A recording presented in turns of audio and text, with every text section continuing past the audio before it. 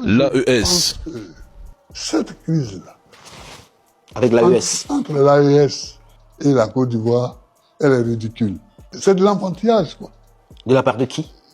De la part des Ivoiriens, de la part du pouvoir ivoirien.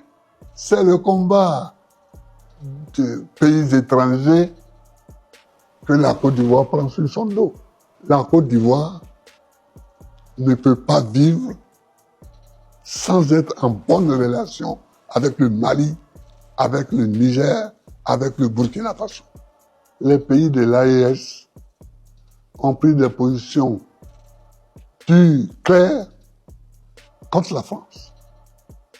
Et donc, le président Ouattara prend une attitude pour défendre la France, les positions de la France. Il n'y a pas d'autre chose. La Côte d'Ivoire ne peut pas vivre sans le Mali, le Burkina et le Niger. Ce n'est pas une opinion ni un débat ouvert.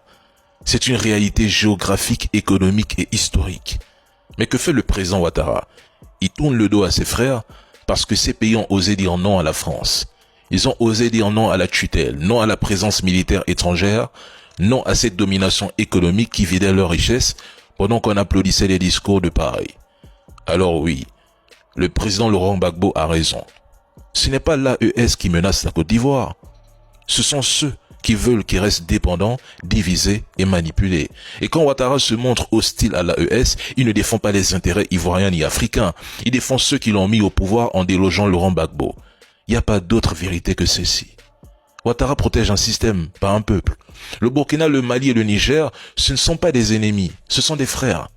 Ce sont eux qui tiennent la ligne contre les terreaux, pendant que d'autres signent des contrats à Paris ou des accords de non-agression avec les terreaux. Et demain, quand la tempête arrivera, mais ce ne sont pas les chars français qui viendront sauver Abidjan.